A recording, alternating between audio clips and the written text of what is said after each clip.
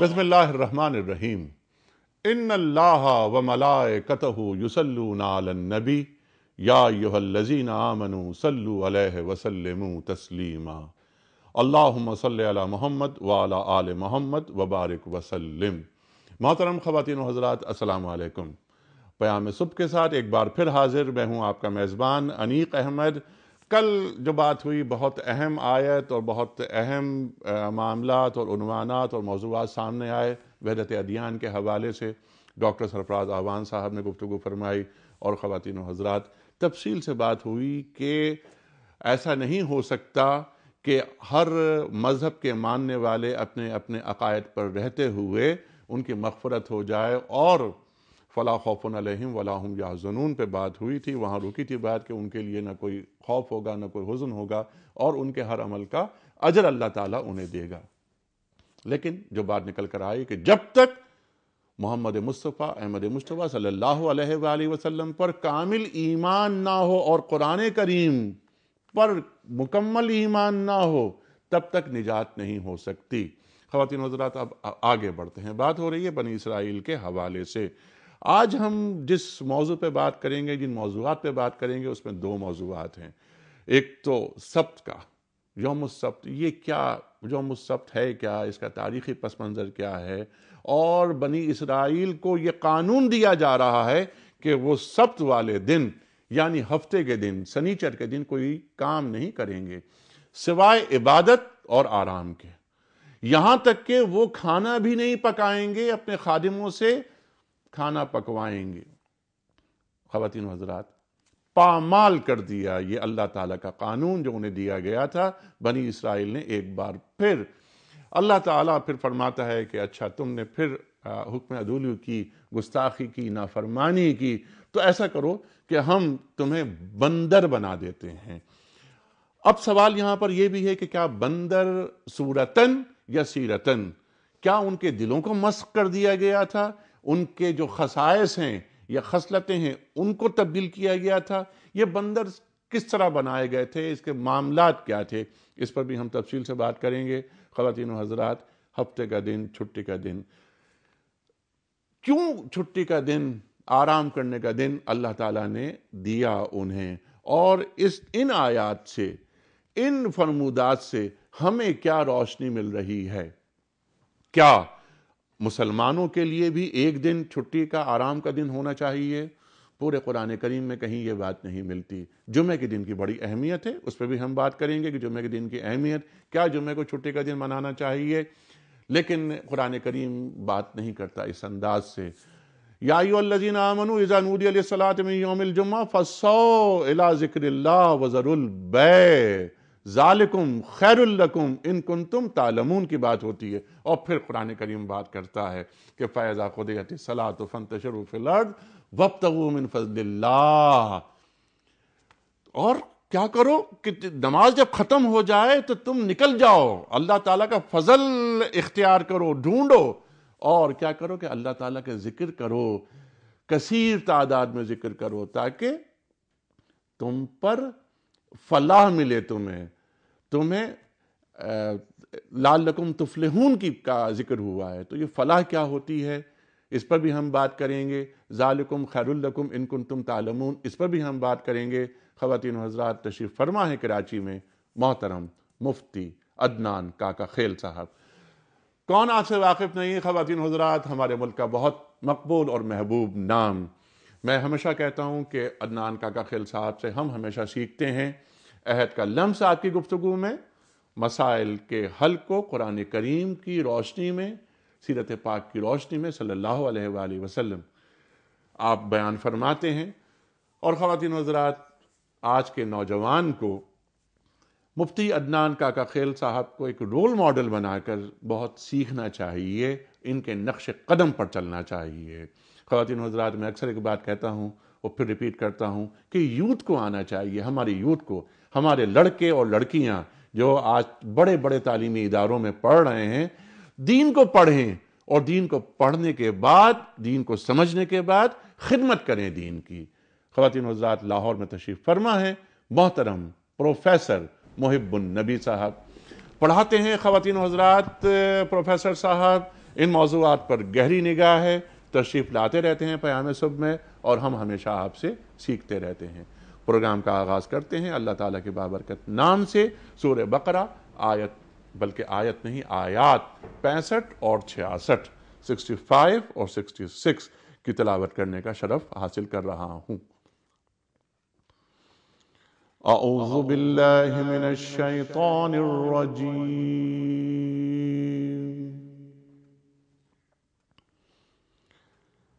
بسم اللہ الرحمن الرحیم،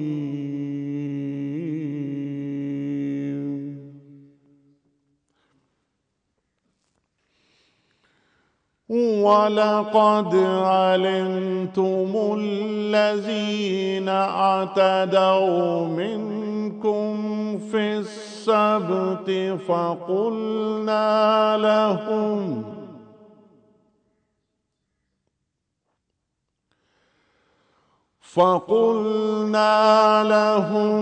كُونُوا قِرَدَةً خَاسِئِينَ،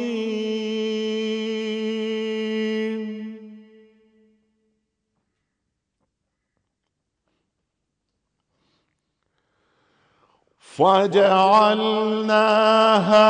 نَكَالًا لِمَا بَيْنَ يَدَيْهَا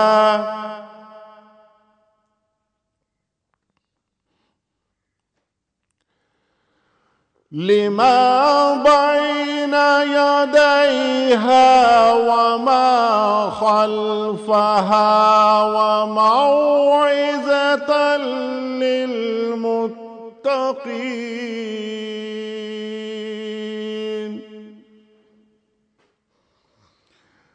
صدق اللہ العظیم۔ خواتین حضرات، سورہ بقرہ آیات 65 اور 66 اللہ تعالیٰ ارشاد فرما رہا ہے، پھر تمہیں اپنی قوم کے ان لوگوں کا قصہ تو معلوم ہی ہے نا اے بنی اسرائیل، کہ جنہوں نے سبت کا قانون توڑا تھا، ہم نے انہیں کہہ دیا کہ بندر بن جاؤ اور اس حال میں رہو کہ ہر طرف سے تم پر دھتکار پھٹکار پڑے۔ اس طرح ہم نے ان کے انجام کو اس زمانے کے لوگوں اور بعد کی آنے والی نسلوں کے لیے عبرت اور ڈرنے والوں کے لیے نصیحت بنا کر چھوڑا۔ صدق اللہ العظیم۔ خواتین حضرات، اس سے پہلے کہ میں مفتی عدنان کاکا خیل صاحب کی خدمت میں سوال رکھوں، پہلا کہ یہ بتائیے کہ یہ یوم السبت ہے کیا، اس کا تاریخی پس منظر کیا ہے؟ کل کا پوچھے گئے جو سوال ہے اس کا درست جواب، اور آج کا سوال، کل کا سوال یہ تھا کہ کس جنگ میں حفاظ کی کثیر تعداد شہید ہوئی تھی؟ درست جواب جنگ یمامہ۔ آج کا سوال نوٹ فرما لیجئے، حضرت حفصہ رضی اللہ تعالی عنہا کس صحابی کی بیٹی تھیں؟ 3 آپشنز، حضرت ابو بکر صدیق رضی اللہ تعالی عنہ، یا حضرت عمر فاروق رضی اللہ تعالی عنہ، یا حضرت عثمان غنی رضی اللہ تعالی عنہ۔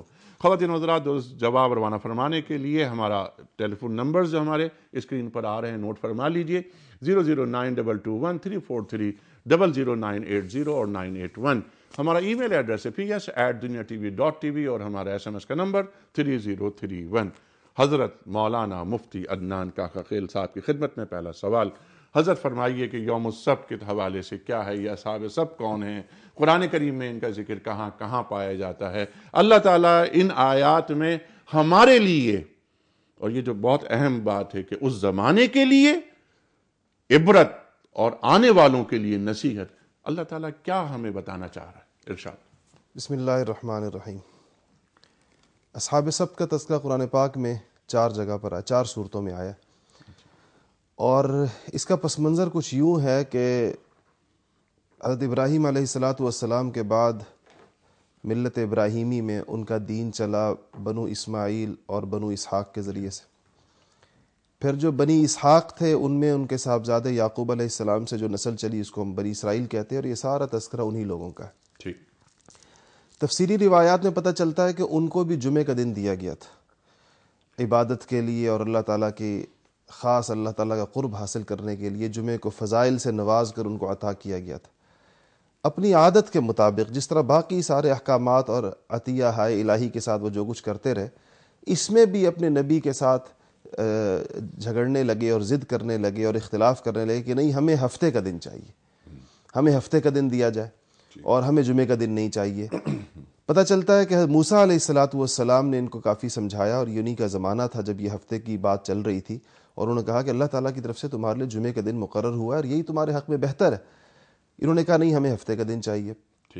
تو قرآن کہتا ہے کہ پھر ہم نے انما جعل السبت علی الذین اختلفوا، پھر ہم نے ہفتے کا دن دے دیا ان لوگوں کو جو اس کے بہت چاہ رہے تھے. لیکن پھر کیا کیا اس کے ساتھ؟ قلنا لهم لا تعدوا فی السبت واخذنا منهم میثاقا غلیظا. ہم نے کہا دیکھو ہفتہ مل گیا، اب اس کے اندر غلط کام مت کرنا. اور ان سے ہم نے میثاقا غلیظا، ہم نے ان سے ایک بڑا پکا عہد لے لیا کہ تم سے جو کچھ ہفتے کے دن کے بارے میں کہا جائے گا اور جس طرح تمہیں اس کی تعلیمات دی جائیں گی، تم اس سے اب انحراف نہیں کرو گے. اب چونکہ خود ایک چیز مانگی تھی اور ایک اللہ تعالیٰ کی طرف سے دی گئی چیز کو لوٹا دیا تھا، رد کر دیا تھا، اور اپنی خوشی سے ایک دن کا انتخاب کیا تھا، تو اللہ تعالیٰ نے ایک آزمائش ڈال دی. آزمائش یہ ڈالی اور ان پر امتحان یہ ڈالا کہ یہ دن تو تم نے لیا ہے بڑے شوق سے اور بڑے اہتمام سے اور بڑے اصرار سے اور اپنے نبی کو بار بار کہہ کر، اب اس دن میں تم مچھلی کا شکار نہیں کرو گے. یہ قوم جو حضرت موسیٰ علیہ السلام کے زمانے کے کچھ بعد آئی ہے، یہ بحیرہ قلزم کے کنارے آباد تھی، اور یہ سمندر کے کنارے رہنے والی قوموں میں شکار کا شوق بھی ہوتا ہے اور مچھلی ان کی غذا بھی ہوتی ہے. آج بھی اسی طرح ہی ہے. آج کے زمانوں کے اندر بھی جہاں جہاں سمندروں کے پاس اور دریاؤں کے پاس رہنے والی قومیں، ان کا زیادہ انحصار مچھلیوں پر ہوتا ہے. اور ہفتے کے دن مچھلیاں اور زیادہ آتی تھیں. اور ہفتے کا دن وہ اللہ تعالیٰ کی طرف سے اصل آزمائش یہ تھی کہ پورا ہفتہ، اب یہ لوگ شکار کرتے تھے وہاں پر، تو جب ان کو منع کر دیا گیا کہ تم نے ہفتے کے دن شکار نہیں کرنا، تو شروع میں تو انہوں نے نہیں کیا ہفتے کے دن. کافی عرصہ یہ نہیں کیا، اس پر اہتمام کیا ان لوگوں نے. تو اس دوران یہ ہو گیا کہ اب مچھلیاں جو ہیں وہ باقی دنوں میں نظر نہ آئیں، اور ہفتے کے دن اتنی کثرت سے آئیں کہ کہتے ہیں جال ڈالنے کی بھی ضرورت نہیں، ہاتھ سے پکڑی جا سکیں. اور جب باقی دن آتے تھے، انہوں نے کہا کہ اب کیا کریں. کچھ لوگوں نے، دیکھیں سرکشی اس طرح شروع ہوتی ہے، کچھ لوگوں نے ابتداءً خاموشی کے ساتھ چند لوگوں نے یہ کام شروع کیا کہ اس سمندر کے کنارے یا دریا کے کنارے کچھ حوض بنا لیے اور ہفتے کے دن اس کے رستے بنا دیے. ہفتے کے دن رستوں کو کھول دیتے تھے، پانی حوض میں آتا تھا، اس کے ساتھ مچھلیاں بھی آ جاتی تھی، واپسی کا رستہ بند کر دیتے تھے، اور پھر اس کے بعد اس کو پکڑ لیتے تھے اتوار کے دن یا پیر کے دن. اور یا آنکڑے اور اپنے وہ شکار کا سامان ہفتے کو لا کر ڈال دیتے تھے، اس میں ان آنکڑوں میں مچھلیاں پھنس جاتی تھیں، اس دن نہیں نکالتے تھے، اس کو اتوار کے دن نکالتے تھے. نیک لوگوں نے منع کیا کہ تم سے اللہ تعالیٰ نے میثاق غلیظہ لیا ہوا ہے کہ تم اس کے اوپر جو ہے شکار نہیں کرو گے. تو کہنے لگے ہفتے کے دن تھوڑی شکار کرتے ہیں، ہفتے کے دن تو ہم بند کرتے ہیں یا ہم آنکڑا ڈالتے، جواز پکڑتے، ہیلا اور ناجائز ہیلا. تو کہا پکڑتے تو ہم اس کو اتوار کے دن ہے.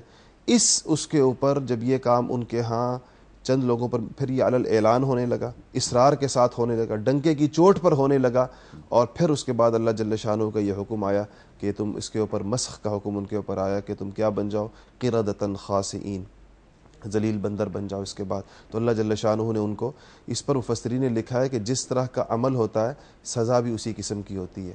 چونکہ انہوں نے اللہ کے احکامات کو مسخ کیا، اللہ تعالیٰ نے ان کی شکلوں کو مسخ کیا. اچھا، کہ یعنی جو کہتے ہیں کہ جزائے عمل یا پاداش عمل از جنس عمل، جیسا عمل ویسی پاداش. انہوں نے احکامات الہی کو مسخ کیا، اللہ تعالیٰ نے ان کی شکلوں کو مسخ کیا. شکلوں کو، صورتوں کو مسخ جی. یہ بہت بڑا وہ ہے اختلاف ہے کہ یہ مسخ کس قسم کا ہے. دیکھیں مسخ 3 قسم کا ہوتا ہے. ایک مسخ یہ ہے کہ حقیقت بھی بدل جائے، ماہیت بھی بدل جائے، یا اور صورت بھی بدل جائے، حقیقت ماہیت سب بدل جائے. جیسے گوشت پوست کی کوئی چیز ہو وہ پتھر ہو جائے، دونوں چیزیں بدل.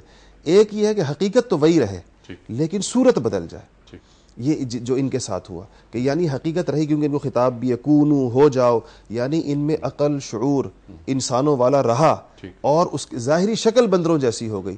اور تیسری صورت یہ ہوتی ہے اس کو مسخ مانوی کہتے ہیں کہ انسان کا دل و دماغ بدل دیا جائے، وہ جانوروں جیسا کر دیا جائے. تو بعض مفسرین نے کہا ہے کہ ان کے ساتھ بھی ایسے ہوا ہے کہ ان کے دل و دماغ بندروں جیسے کر دیے گئے. اس پر جمہور مفسرین اس سے اختلاف کرتے ہیں.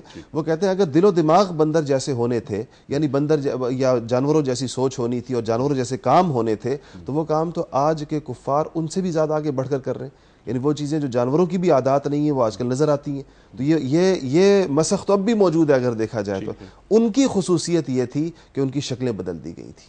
اور وہ واقعتاً ان کی شکلیں جو ہے جس طرح بندروں کی، اور دوسری جگہ خنازیر کا ذکر بھی آتا ہے، تو کہتے ہیں کہ جوانوں کو بندر بنا دیا گیا تھا اور بوڑھوں کو خنزیر بنا دیا گیا تھا۔ اچھا، اس پر تفصیل سے ہم بات کریں گے۔ اس تعلق سے سرکار دو عالم صلی اللہ علیہ وسلم کیا فرماتے ہیں اور صحابہ اکرام کی گفتگو اس پر، اس آیت پر وہ کیا ہے، وہ بھی ہم آپ سے جاننا چاہیں گے۔ چلتے ہیں پروفیسر صاحب کی طرف۔ پروفیسر صاحب یہ بتائیے آپ یہ کہ سب کے حوالے سے پھر مچھلیاں پکڑنا، ہفتے کے دن آپ کو کوئی کام نہیں کرنا ہے سوائے عبادت کے، نافرمانی کی، جو کہ بنی اسرائیل کی لگتا ہے کہ گھٹی میں پڑی ہوئی تھی، کہ نافرمانیاں کرنا، ناشکریاں کرنا اور خدائی تعلیمات کا انحراف کرنا۔ اچھا ایسا ہے تو تم بندر بن جاؤ۔ کس کے لیے؟ اس زمانے کے لیے بھی۔ اچھا زمانے سے مراد کیا ہے؟ ان کا وہ زمانہ یا ان کے اطراف کے جو لوگ ہیں زمانی اور مکانی اعتبار سے، ان کے لیے بھی اور آنے والوں کے لیے نصیحت۔ ان آیات پہ ذرا روشنی ڈالیے گا۔ اعوذ باللہ من الشیطان الرجیم، بسم اللہ الرحمن الرحیم۔ آقا علیہ الصلوۃ والسلام کا ارشاد پاک ہے کہ آقا علیہ الصلوۃ والسلام نے فرمایا کہ بے شک اگرچہ ہم آخری امت ہیں لیکن قیامت والے دن ہم سبقت والے لوگوں میں سے ہوں گے، اور اللہ پاک نے ہم سے پہلے یعنی اہل کتاب کو کتابیں بھی دیں اور جمعہ کا دن بھی ان کو دیا، لیکن ان لوگوں نے اس کے اندر اختلاف کیا اور اپنی ہٹ دھرمی کا مظاہرہ کیا، اور انہوں نے کہا کہ ہمیں ہفتہ ہی چاہیے۔ اور ابن عباس کی دوسری روایت کے اندر بھی ہے کہ جناب موسیٰ سے انہوں نے کہا کہ ہم اس دن کو لینا نہیں چاہتے کیونکہ ہفتے والے دن رب نے کسی چیز کو پیدا نہیں کیا، اس لیے اس دن آرام کیا تو ہمیں وہ دن دے دیا جائے۔ جس طرح کتاب الخروج کے اندر بھی آیت نمبر 12 سے 17 کے درمیان یہ جو مفہوم ہے کہ اللہ پاک نے جو ہے وہ 6 دن جو ہے کام کیا، 7ویں دن آرام کیا اور تازہ دم ہوا۔ اور سبت کے حوالے سے 2-3 اور باتیں بھی میں ایڈ کرنا چاہتا ہوں اور پھر اگلی بات کرتا ہوں۔ تو پھر وہاں پہ جو خداوند کے حوالے سے یہ کہتے ہیں کہ خداوند نے جو ہے وہ کہا کہ تم میرے سبتوں کا احترام کرنا اور اس کی تقدیس کرنا، اس کو محترم جاننا، اور سبت جو ہے تمہارے اور میرے درمیان نسل در نسل جو ہے ایک نشان جو ہے وہ رہے گا، اور جو سبت والے دن کام کرے گا، جو اس کی برحمتی کرے گا، اس کو کاٹ ڈالا جائے اور اس کو مار ڈالا جائے۔ اور اب جو ہے رسول اللہ صلی اللہ علیہ وسلم نے بھی اس حوالے سے یہ فرمایا کہ انہوں نے ہفتے کے دن کو پسند کر لیا، حالانکہ یہ جمعہ ہی ان پہ فرض تھا، اور آقا علیہ السلام نے فرمایا جمعہ ہمیں عطا فرما دیا گیا اور ہدایت عطا کر دی گئی، ہمیں روشنی دے دی گئی، اور اللہ رب العزت نے ہمیں جمعہ کے دن عطا کر دیا۔ اب انہوں نے جب یہ سبت کو کہا تو اس پر ان کے احکام بھی لاگو ہو گئے، اور ان لوگوں نے اس کی جب صریحاً خلاف ورزی شروع کر دی تو اللہ رب العزت کا نظام قدرت ہے، تلک حدود اللہ فلا تقربوها، یہ اللہ کی مقرر کردہ حدود ہیں، ان کو پھیلانگو نہیں۔ جب تم ان کو کراس کر جاؤ گے تو اللہ رب العزت کا جو ہے وہ حکم آ جائے گا، وہ عذاب کی صورت میں بھی ہو سکتا ہے، وہ کسی اور صورت میں بھی ہو سکتا ہے۔ اس لیے پھر ان پر یہ عذاب جو ہے وہ نازل ہوا اور ان کے چہروں کو مسخ کر دیا۔ جناب ابن عباس رضی اللہ تعالی عنہ کی روایت کو ابن جریر اس حوالے سے لیتے ہیں، وہ کہتے ہیں کہ ان کی شکلوں کو بھی مسخ کیا، اور وہ بندروں کے اندر، اور جو بڑے تھے ان کو سور کے اندر، حتیٰ کہ ان کی دمیں بھی بن گئی، یعنی ان کی جو ظاہری حیت تھی وہ بھی بندروں والی بنا دی گئی، اور اس بات پر کہ جو بڑے تھے ان کو سور کی شکل کے اندر بنا دیا گیا، عورتیں اور بچے بھی۔ اور اس کے اندر ایک بطور خاص انہوں نے ایک بات اور فرمائی جناب ابن عباس نے کہ وہ لوگ جو ان کو منع کرتے تھے وہ ان کی تعداد تقریباً آلموسٹ 12,000 تھی، اور جو وہ وہاں پر جو یہ لوگ جو تھے ان کی تعداد 70,000 تھی، تو انہوں نے درمیان کے اندر ایک دیوار بھی کر لی تھی، اور ایک گروہ ان کے درمیان جو تھا وہ نہ ان کو منع کرتا تھا نہ ان کے ساتھ۔ تو اب جب اللہ کا جب عذاب آیا تو یہ جو لوگ جو منع نہیں کرتے تھے وہ بھی ان کے ساتھ ہو گئے، اور ان کی شکلیں بھی بدل دی گئیں، اور جب انہوں نے دیکھا تو ان کی یہ صورتحال تھی، تو جب ان سے پوچھا ہم تمہیں منع نہیں کرتے تھے اور تمہیں اللہ کے عذاب سے ڈراتے نہیں تھے، اور تم نے جان بوجھ کے یہ سارا کام کیا، تو اب اللہ کا یہ عذاب آ گیا۔ تو انہوں نے اپنے چہروں کو ہلایا، اور یہاں پر جو ہے اللہ کا جب عذاب آیا تو پھر وہ جناب ابن عباس فرماتے ہیں کہ 3 دن تک جو ہے وہ بھوکے اور پیاسے رہے، اور ان کی شکلیں ہو گئی اور مسخ ہو گئے، اور ان کو جو ہے وہ تباہ و برباد کر دیا گیا۔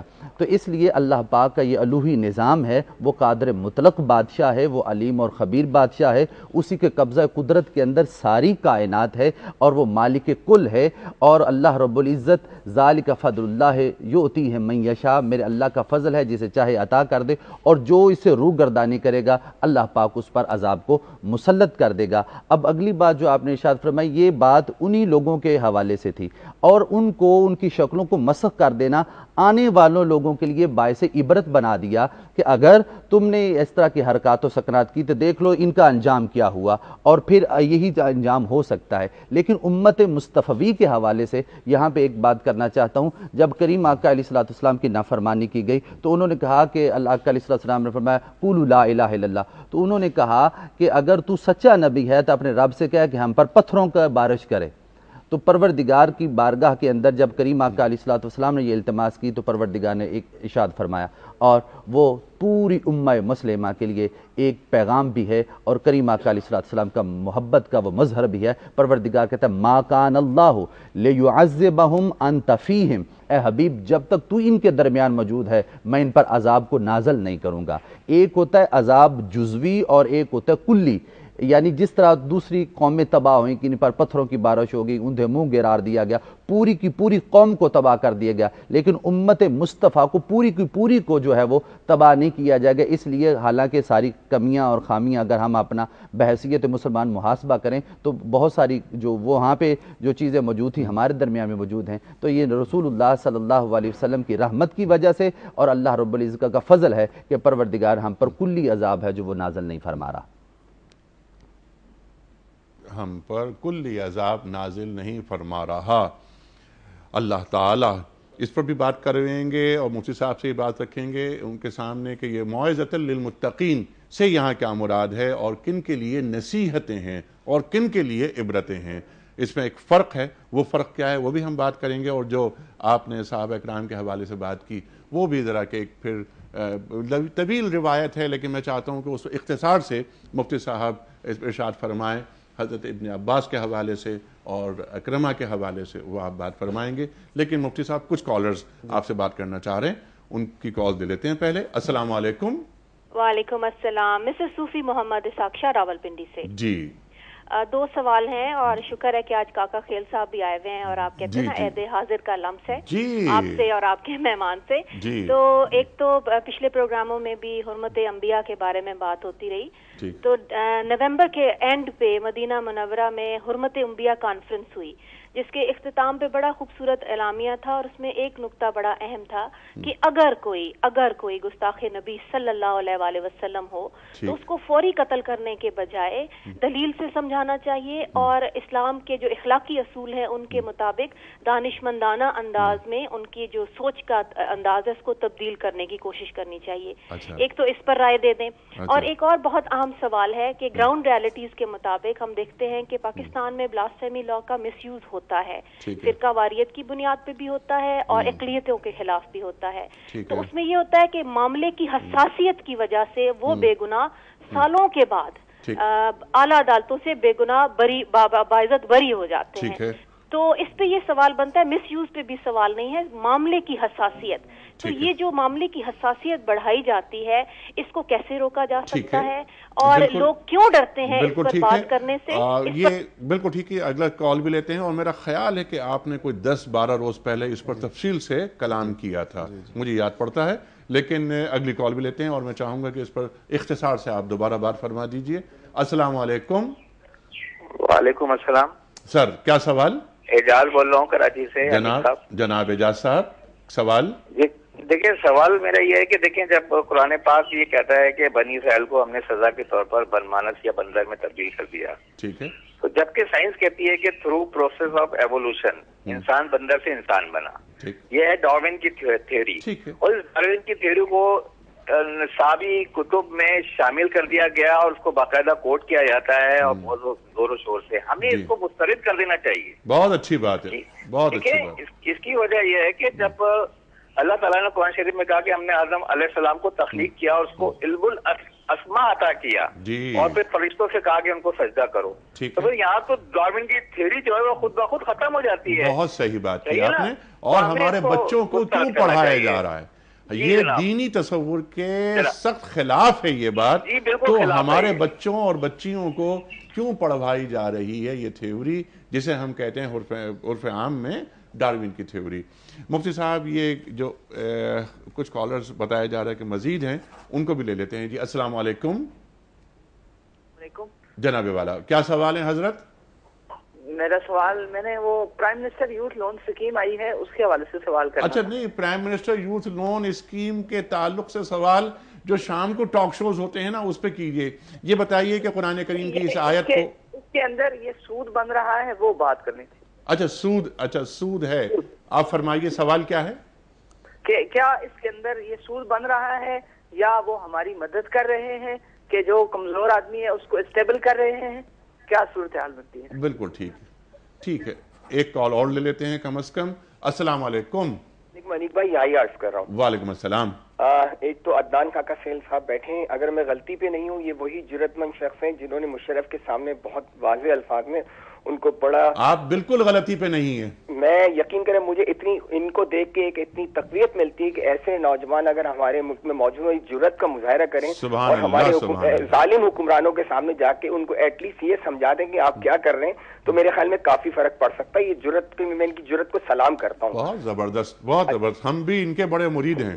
جی میں اصل میں ان سے میرا سوال یہ آپ کے کیونکہ موضوع کے حوالے سے بات ہو رہی ہے کہ اللہ تعالیٰ نے جو ان کو بندر بنانے کی سزا دی اور ہمارے ڈاکٹر صاحب نے یہ فرمایا کہ ہم نبی کے امتی ہونے کی وجہ سے بچ رہے ہیں ان چیزوں سے. لیکن سوال یہ ہے کہ میں یہ سمجھتا ہوں عدنان کا خیال سے میرا خصوصی سوال ہے، آج کے دور میں بھی تو ہم مختلف عذاب میں مبتلا ہیں نا. آپ دیکھیں خوف ہے ہمارے دل میں، ایک بے چینی ہے، بے سکونی ہے. ہم سب کچھ ہونے کے بعد ہم ایک بے سکونی اور خوف کا شکار موجود ہے اور یہ عذاب جو ہم پہ مسلط ہے دہشت گردی کہہ لیں جو بھی کہہ لیں جو اس کو، اور ایک جو ہمارے کفار سے کے دل میں ہمارا خوف ہے، ہم سب کچھ ہوتے ہوئے اتنے مطلب یہ عذاب ہی تو ہے. اس عذاب کو آپ بتائیے کہ آج موجودہ دور میں ہمارے لیے عذاب کی کیا ڈیفینیشن ہے؟ بالکل ٹھیک ہے. یہ بہت سارے سوالات ہیں، میں آپ کی خدمت میں پیش کرتا ہوں. بسم اللہ الرحمن الرحیم. پہلا سوال جو گستاخ رسول کے حوالے سے تھا آپ نے درست فرمایا. گزشتہ روز ہماری اس پہ تفصیلی بات چیت ہوئی، ڈاکٹر سرفراز اعوان صاحب نے بھی اس پر بڑی لمبی چوڑی بات کی تھی. تو یہ جو لوگ گستاخی کے مرتکب ہوتے ہیں یہ کسی ایسا نہیں ہے کہ جہالت کی وجہ سے ہوتے ہیں اور اب ہم ان کو سمجھا بجھا کر اس جہالت سے دور کر سکتے ہیں یا ان کی جہالت رفع کر سکتے ہیں. ایسا نہیں ہوتا. وہ بڑا پڑھنے لکھنے کے بعد اور یہ جو مستشرقین کہلاتے ہیں یا اورینٹلسٹ جو لوگ کہلاتے ہیں یہ سیرتی کتابیں پڑھنے کے بعد آقا کی سیرت کے تمام پہلوؤں کو جہاں تک ان کو جتنے ماخذ اور مراجع ملتے ہیں دیکھنے کے بعد پھر ان کی ذات اقدس کو نشانہ بناتے ہیں اور اس کے احکامات میرے اور آپ کے سوچ و بچار کر کے طے کرنے والے نہیں ہیں. خود آقا کا عمل اس سلسلے میں ہمارے سامنے مشعل راہ ہے کہ اس موقع کے اوپر کسی گستاخ کو وہ جو ہے اس کو زندگی کا حق نہیں دیا گیا جو حضور اکرم صلی اللہ علیہ وسلم کی گستاخی. اور ہم نے یہ بات بھی کی تھی کہ ایک آپ کی ذات کو اگر کسی نے تکلیف پہنچائی ہے تو آپ نے اس کو معاف فرمایا، کسی نے کوڑا کرکٹ پھینکا آپ نے اس کو معاف فرمایا، مگر اگر آپ کی رسالت کو نشانہ بنایا جائے گا اور آپ کی ذات کو اس وجہ سے کہ وہ اللہ کے پیغام کی حامل ہے اور انسانیت تک آنے کے آخری فرد تک کے لیے اس کے پاس پیغام ہے، اس بغض اور عناد کو سامنے رکھ کر جو آپ کی ذات کو نشانہ بنائے گا اس کی سزا مکمل طور پر معلوم ہے کہ اس کی سزا موت ہے. ٹھیک ہے. ناموس رسالت. ناموس. جی دوسرا سوال ان خاتون کا کیا تھا؟ یہ تھا کہ مس یوز ہو رہا ہے. جی یہ بات بالکل صحیح ہو سکتی ہے کہ اگر کسی بھی قانون کا، یہ بڑی عجیب بات ہے کہ پاکستان میں کس قانون کا مس یوز نہیں ہو رہا. مجھے کوئی ایک قانون بتائیں کہ 302 کا مس یوز نہیں ہو رہا، 307 کا نہیں ہو رہا، 310 کا نہیں ہو رہا. سخت ترین قوانین کا 70-80% مقدمات لوگ کہتے ہیں کہ جھوٹے ہیں، جھوٹے گواہ موجود ہیں. تو جس قانون کا مس یوز ہو رہا ہے کیا اس کو ختم کر دیا گیا یا اس کو ختم کرنے کی بات چلائی کسی نے آج تک؟ تو بجائے اس کے کہ اگر کوئی قانون مس یوز ہو رہا ہے تو آپ ایسے ضابطے اور قاعدے بنائیں، تحقیقات کا معیار ایسے رکھیں کہ وہ مس یوز نہ ہو سکے. اس کا علاج یہ نہیں کہ قانون ختم کر دیا جائے. اور یہ صرف اسی قانون کے بارے میں کہا جاتا ہے. ہمیں اس سے بڑا تعجب ہوتا ہے کہ صرف اس قانون کے مس یوز پر اس کو ختم کرنے کی باتیں ہوتی ہیں اور باقی جو آپ کے یہ ہزاروں قوانین مس یوز ہو رہے ہیں اس پر کبھی کوئی نہیں کہتا کہ ان سب کو ختم کر دیں. تو اگر قانون کے مس یوز ہونے پر قوانین ختم کرنے کی روایت کی داغ بیل آپ نے ڈال دی تو اس ملک میں کوئی قانون باقی نہیں رہے گا. پھر اس کے بعد اگلا سوال کیا تھا ان کا؟ بالکل. اور یہ بہت اہم بات مفتی صاحب کہ اگر کوئی ناجائز کام ہو رہا ہے یا مس یوز ہو رہا ہے اس قانون کا اور کچھ لوگ اس میں مظلوم ثابت ہوتے ہیں، ہاں ایسا نہ ہو کہ کسی کے ساتھ ظلم ہو، ان کو دور کیا جائے لیکن قانون برقرار رہے گا. ناموس رسالت پر کبھی کوئی سمجھوتا ہو ہی نہیں سکتا. بالکل صحیح. کچھ لوگ یہ چاہتے ہیں، کچھ بڑی طاقتیں یہ چاہتی ہیں کہ جیسے اہل کتاب کی بات ہم کریں، غیر اہل کتاب کی بات نہیں کرتے. حضرت موسیٰ علیہ السلام کی توہین جو کہ ہمیں قبول نہیں ہے کیونکہ ان کو مانے بغیر، ان پر ایمان لائے بغیر ہمارا ایمان مکمل نہیں ہوتا. لیکن آج ایک یہودی ان کی توہین برداشت کر لیتا ہے، ہنس کے چلا جاتا ہے. حضرت مسیح علیہ السلام پر فلمیں بنا دی گئیں اور ان کے ساتھ کیسے کیسا سلوک کیا جاتا ہے، کیا کیا لکھا جاتا ہے، لیکن ایک ہمارا ایک مسیحی بھائی سنتا ہے اور ہنس کے چلا جاتا ہے۔ مغرب خاص طور پر یہ چاہتا ہے کہ مسلمان اس نوبت تک پہنچ جائیں کہ جہاں توہین رسالت ہو اور وہ بھی اس طرح چلے جائیں، لیکن خاص ہے ترکیب میں قوم رسول ہاشمی، ایسا ممکن ہی نہیں۔ ایک نان پریکٹسنگ مسلم، ایک بے عمل مسلمان بھی توہین رسالت برداشت نہیں کر سکتا۔ یہ سمجھ میں نہیں آتا مغرب کے کہ یہ کیا ہے۔ یہ ہے خاص بات، روح محمد صلی اللہ علیہ وسلم بدن سے نہیں نکل سکتی مسلمان کے۔ یہ ہے سوال یہ تھا کہ وزیر اعظم یوتھ لون، اس کے اندر سود بھی شامل ہے، کیا اس کے لیے کیا فرق؟ یہ ایک ایسا سوال ہے جو شاید ان پچھلے 5 دنوں میں سب سے زیادہ ہم سے کیا گیا، اور ہر ذریعے سے سوشل میڈیا، فیس بک پر بھی، ہر طرف، اور نوجوانوں کی بہت بڑی تعداد ہے جو اس کو پوچھ رہی ہے، اور یہ بڑی دینداری کی بات ہے۔ حقیقت یہ ہے کہ ابھی تک اس اسکیم کے جو خد و خال سامنے آئے ہیں تو بدقسمتی ہے اس قوم کی کہ یہ اسکیم سودی ہے تاحال۔ ایک بیان آیا ہے جس میں کہا گیا کہ ہم کوشش کر رہے ہیں کہ اس کو سود سے مبرہ کیا جائے، لیکن ابھی تک یہ سودی ہے۔ 8% اس کے اندر سود رکھا گیا ہے، اور لاکھوں کی تعداد میں نوجوانوں نے فارم اس کے ڈاؤن لوڈ کر لیے ہیں، اور یہ بڑے، اور ہم حیران ہیں اور ارباب اختیار کو یہ پیغام دینا چاہتے ہیں کہ یہ بے روزگار نوجوانوں کے ساتھ کون سی ہمدردی ہے کہ ان کو سود کی دلدل میں بھی دھسایا جائے اور اللہ اور اس کے رسول سے لڑایا بھی جائے۔ اور جو نوجوان اپنی زندگی کی ابتدا، کوئی مرد ہو یا عورت ہو، اور وہ بے روزگار ہے اور اب وہ اپنی عملی زندگی کی ابتدا کرنا چاہ رہا ہے، اور وہ عملی زندگی کی ابتدا سودی قرضے سے کر رہا ہے، سود پر قرضہ لے کر اسے ابتدا کر رہا ہے، تو ساری عمر وہ سود کے گناہ میں بھی، وبال میں بھی مبتلا رہے گا،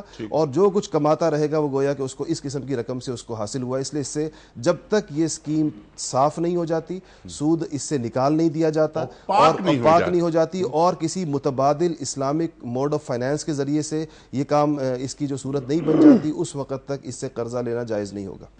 اس وقت تک اس سے قرضہ لینا جائز نہیں ہوگا۔ تو کوشش یہ کرنی چاہیے کہ بہت نیک کام ہے، بڑا اچھا کام ہے، اس میں سے یہ آلودگیاں نکال دی جائیں، اور یہ سود ویسے ہی لعنت بھیجی گئی ہے۔ مفتی صاحب نے آغاز میں ایک بات فرمائی تھی کہ بنی اسرائیل کیا کرتے تھے کہ وہ ہیلہ بنا لیتے تھے، ہفتے کو آتے تھے مچھلیاں پکڑنے کے لیے، پکڑتے نہیں تھے، لیکن وہ ان تالاب بنا کر مچھلیوں کو ایک جگہ کر لیتے تھے کہ صاحب ہم کہاں مچھلیاں پکڑ رہے ہیں، ہیلہ۔ کیا ہم نے بھی اپنی زندگیوں میں کچھ ہیلوں سے استفادہ کرنا شروع نہیں کر دیا؟ اس پہ بھی ہم بات کریں گے۔ پروفیسر صاحب آپ فرمائیے کہ یہ جو کتاب، یہ سوال ہے کہ ہماری نصابی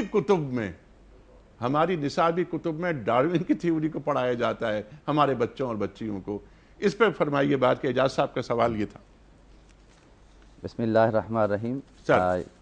گزارش یہ ہے کہ یہ جو تھیوری ہے یہ بالکل اسلامی تعلیمات کے جو برعکس ہے، اور آج کے جو کچھ لوگ جو ہیں نام نہاد جو اس بات کے قائل ہیں، جو تناسخ کے حوالے سے اسی آیت کو اس بات پر منطبق کرتے ہیں، اور یہ کہتے ہیں چونکہ جناب ان کی شکلوں کو مسخ کر دیا گیا اور یہ انسان سے بندر بنا دیا گیا، اس طرح آواگون یا جونی چکر کا جو ہے اس حوالے سے اس آیت کو اس بات پر منطبق کرتے ہیں۔ اس کے اندر ایک سادی سی بات کرنا چاہتا ہوں جو عام فہم بھی ہے۔ ایک ہوتا ہے تناسخ اور ایک مسخ کرنا۔ تناسخ اور مسخ کے اندر فرق ہے۔ تناسخ اس بات کو کہتے ہیں کہ اگر آدمی جو ہے وہ فوت ہو جائے، انسان یا کوئی بھی جو ہے وہ ذی روح ہے، اور اس کی روح جو ہے وہ کنورٹ، ان کے نظریے کے مطابق کنورٹ ہو جائے کسی دوسرے جانور کے اندر، تو یہ تناسخ کہلائے گا۔ تو یہ تو تناسخ بنتا ہی نہیں، بلکہ وہی لوگ تھے جن کی شکلوں کو بندر بنا دیا گیا۔ تناسخ نہیں ہوتا بلکہ ان کے جو شکلوں کو مسخ کر دیا گیا تھا۔ تو تناسخ تو یہ ہوتا ہے نا کہ ایک جانور سے دوسرے جانور میں اور آگے اس کی جو ہے وہ اعمال کے ذریعے جو ہے وہ آگے کیا جاتا ہے۔ تو یہاں پر تماسخ جو ہے وہ تھا، نہ کہ تناسخ تھا۔ تماسخ کی شکلوں کو کر دیا گیا اور روحیں تو ان کی رہی تھی۔ اور جناب ابن عباس کی روایت کے مطابق جو رسول اللہ صلی اللہ علیہ وسلم سے جو پوچھا گیا تو آقا علیہ السلام نے فرمایا کسی جو قوم پر عذاب آ جائے اور ان کی شکلوں کو مسخ کر دیا جائے تو وہ قوم جو ہے وہ آگے نہیں چلتی، اللہ پاک اس کی نسل کو آگے نہیں بڑھاتا۔ تو ایک بات تو طے شدہ ہے کہ یہ وہ نسل آگے بڑھی نہیں۔ تو آقا علیہ السلام سے عبداللہ بن مسعود رضی اللہ تعالیٰ عنہ سے بھی روایت ہے، ایک شخص نے آقا علیہ السلام نے پوچھا یا رسول اللہ صلی اللہ علیہ وسلم کیا یہ جو بندر ہیں اور جو یہ خنزیر ہیں کیا وہی بنی اسرائیل کے جو مسخ شدہ لوگ ہیں؟ تو آقا علیہ الصلوۃ والسلام نے ارشاد فرمایا کہ نہیں، جو مسخ شدہ ہیں وہ ان کو 3 دن کے بعد جو ہے وہ ہلاک ہو گئے تھے، اور آقا علیہ الصلوۃ والسلام نے یہ بھی فرمایا کہ جو عذاب یافتہ یا ہلاک لوگ ہیں تو ان کی نسل کو اللہ پاک آگے نہیں چلاتا۔ اور ایک جملہ اور آقا علیہ الصلوۃ والسلام نے فرمایا کہ اس سے پہلے بھی جو بندر اور خنزیر جو تھے وہ موجود تھے۔ اس لیے جو اس پر ڈارون کی جو تھیوری ہے یہ تو اسلامی نظریات کے بالکل اپوزٹ ہے، اور دوسری اس آیت کو جو منطبق کرتے ہیں ان کے لیے بھی یہ پیغام ہے کہ یہ تماسخ تھا نہ کہ تناسخ تھا۔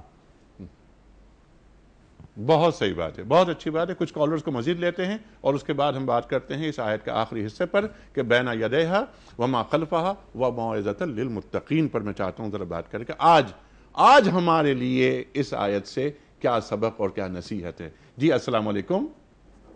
السلام جی، غلام عباس بول رہا ہوں ملتان سے۔ جی غلام عباس صاحب، کیا سوال؟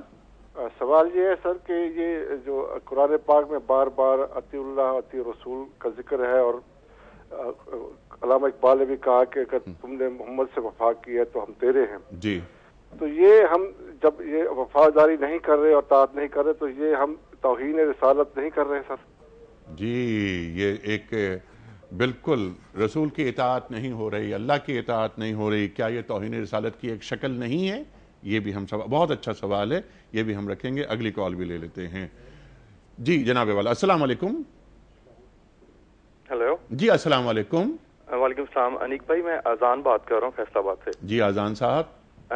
انیک بھائی میں نے جب آپ کے پروگرام سننے سے پہلے ایک شخص کے ساتھ ذکر سٹارٹ کیا تھا اللہ کا، لیکن مجھے جب سے میں نے آپ کا پروگرام دیکھا ہے تو میں نے آپ کو اپنا کیا کہتے ہیں لیڈر بنا لیا ہے، آپ کو اور عدنان کاکا کھیل صاحب کو۔ تو کائنڈلی مجھے اس کے بارے میں تھوڑا سا بتائیے کہ قرآن اور حدیث کی روشنی میں یہ ہے کہ نہیں ہے، کیونکہ عدنان کاکا کھیل صاحب کی بات مجھے اتھینٹیکیٹ لگتی ہے۔ جی جی ماشاءاللہ ماشاءاللہ، یہ سب یہ بات کر، یہ سوال بڑا اچھا ہے مفتی صاحب۔ میں چاہ رہا ہوں کہ اس آیت کے آخری حصے پہ بات کرنے سے پہلے کہ ہم من یطیع الرسول فقد اطاع اللہ، جس نے رسول کی اطاعت کی اس نے اللہ کی اطاعت کی۔ ٹھیک کہ محمد سے وفا تو نے تو ہم تیرے ہیں، یہ جہاں چیز ہے کیا لوح و قلم تیرے ہیں، ان کا اشارہ بھی اس جانب سے اس کی طرف تھا کہ محمد صلی اللہ علیہ وسلم ہم تیرے ہیں۔ اللہ تعالیٰ فرما رہا ہے یہ جہاں چیز ہے کیا، یہ جہان کیا ہے، یہ تو تاریخ ہے، لوح و قلم تقدیر ہیں، تقدیر بھی تیرے حوالے ہے۔ ہم سرکار دو عالم صلی اللہ علیہ وآلہ وسلم کی گستاخی برداشت نہیں کر سکتے۔ ہماری جان، ہمارے ماں باپ کی جان ہے، لیکن جو آپ کے فرمودات ہیں اس پر عمل نہیں کر رہے، کیا یہ توہین رسالت نہیں؟ جی میں ان کالر سے عرض کروں گا کہ جو توہین رسالت کا عنوان ہے اور نام ہے یہ بہت بڑا ہے، اور اس کے تصور اور اس کو زبان پر لاتے ہوئے انسان کا دل لرز جاتا ہے۔ جی لرز جاتا ہے۔ یہ اتنی بڑی، اس کا مطلب ہے اہانت کرنا، اس کی حقارت کرنا، اور ہر گناہ گار ایسا نہیں ہوتا۔ بہت سے لوگ ایسے ہوتے ہیں کہ وقتی جذبات میں مغلوب ہو کر نفسانی خواہشات کے آگے وہ ضبط نہیں کر پاتے، ضبط نفس میں کمزور ہوتے ہیں، مگر اس کا قطعاً مطلب یہ نہیں ہوتا کہ ان کے دل میں آقا علیہ الصلوۃ والسلام کی محبت میں کوئی کمی ہے۔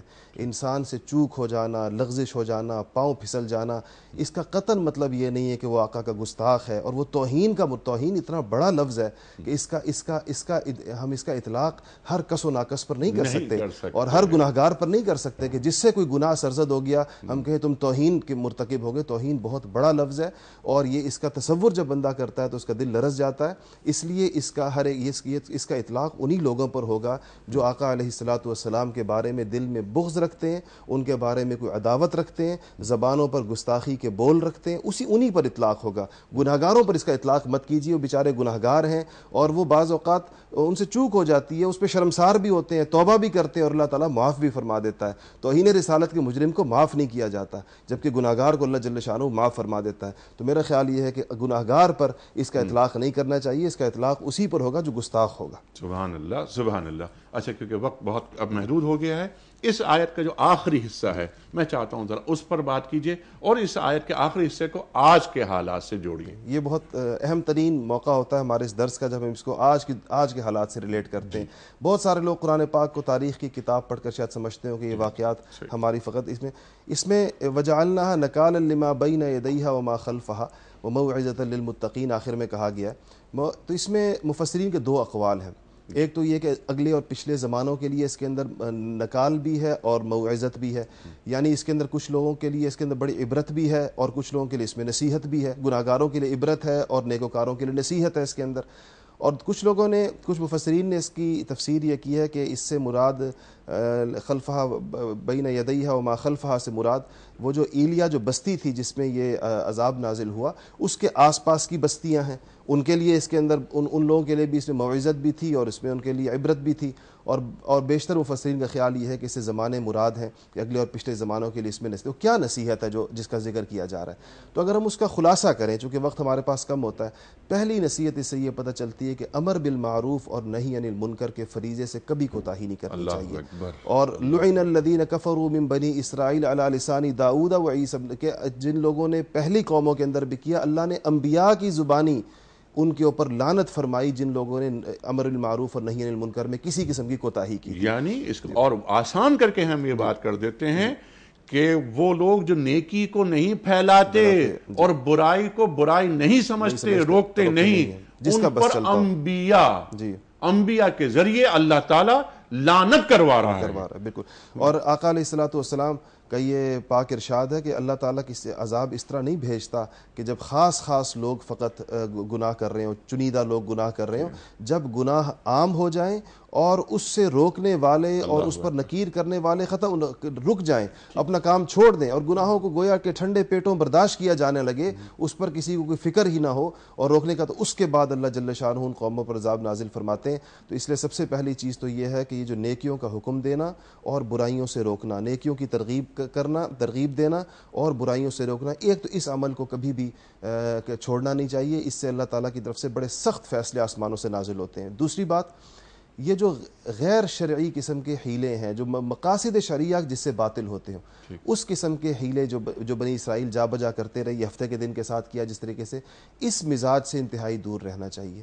اگرچہ اس سے بعض لوگ، اب یہ لفظ حیلہ ایک لفظ ہے، اس سے بعض لوگ، میں چھوٹی سی اشارہ کر دوں کہ بعض چیزیں فقہائے کرام نے اس کو تسہیل کے لیے، آسانی کے لیے کچھ رستے بتائے ہیں کہ اس سے انسان تنگی سے نکل کر آسانی میں آ جاتا ہے. یہ حدیث شریف میں بھی کا ثبوت ہے. جیسے خیبر کے موقع پر کہا گیا کہ تم نے یہ کھجور کا کیا کہا 2 کلو ردی کھجور میں نے دے دی اور 1 کلو اچھی کھجور لے لی، تو بظاہر تو سود بن رہا تھا. فرمایا ایسا نہ کرو، 2 کلو کو بیچ دو ایک رقم کے عوض اور اس رقم کے عوض 1 کلو خرید لو.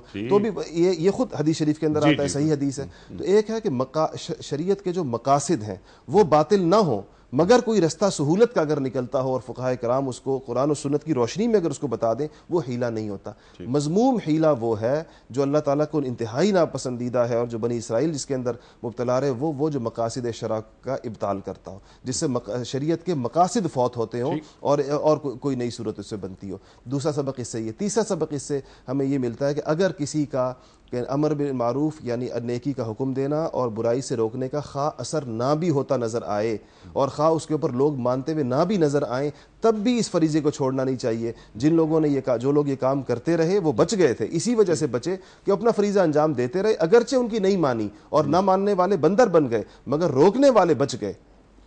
کیا سبحان اللہ، سبحان اللہ.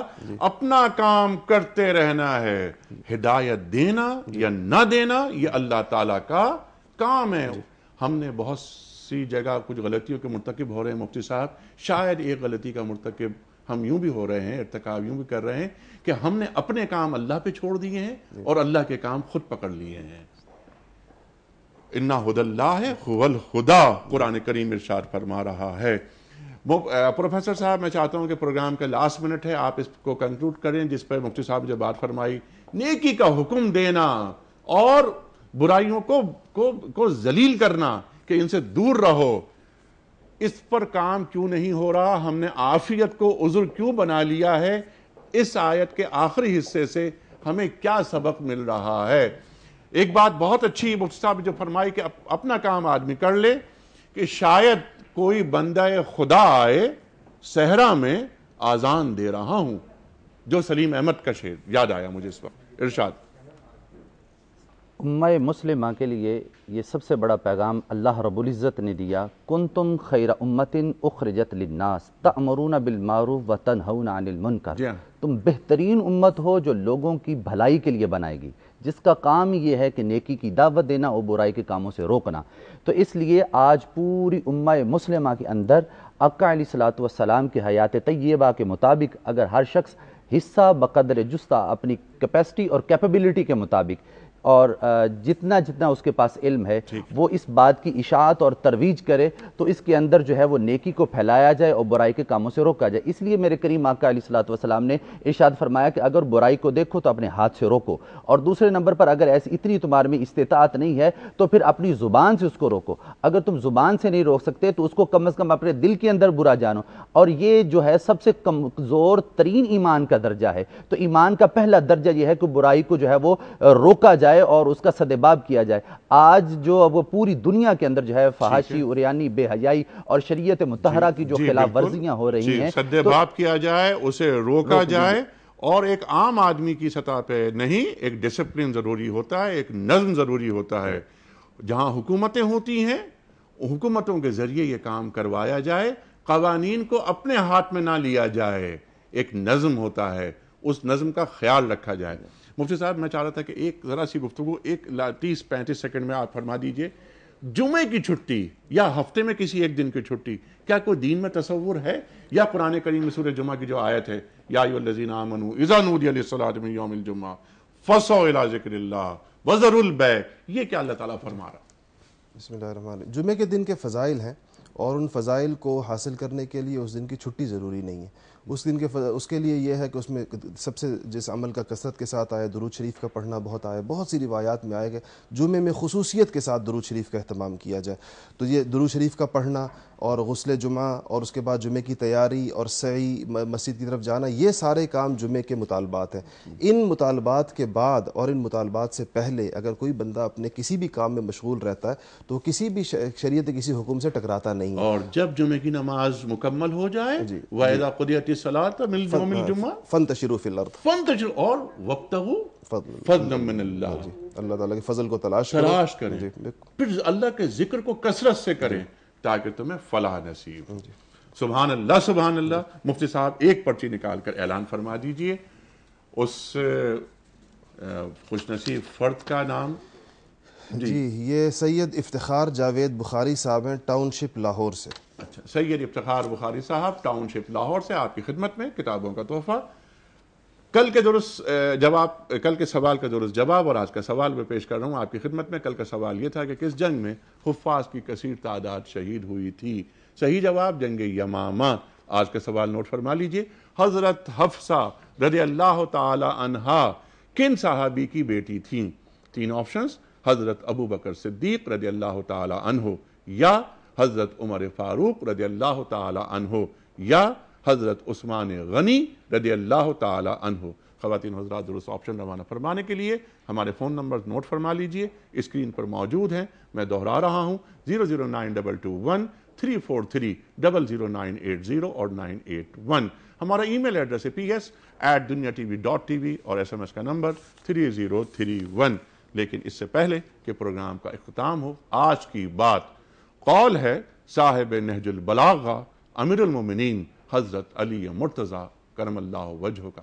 آپ فرماتے ہیں کہ اگر کوئی شخص تہمت اور بدنامی کی جگہوں پر جاتا ہے تو پھر اسے اپنے سے بدگمانی کرنے والوں کو ملامت نہیں کرنی چاہیے. اگر کوئی شخص تہمت اور بدنامی کی جگہوں پر جاتا ہے تو پھر اسے اپنے سے بدگمانی کرنے والوں کو ملامت نہیں کرنی چاہیے. خواتین و حضرات, کل تک کے لیے انیق احمد کو اجازت. ایک نئی آیت کے ساتھ انشاءاللہ کل پھر حاضر ہوں گے اور ہمارا پاس علماء کا ایک اور پینل ہوگا. خدا حافظ.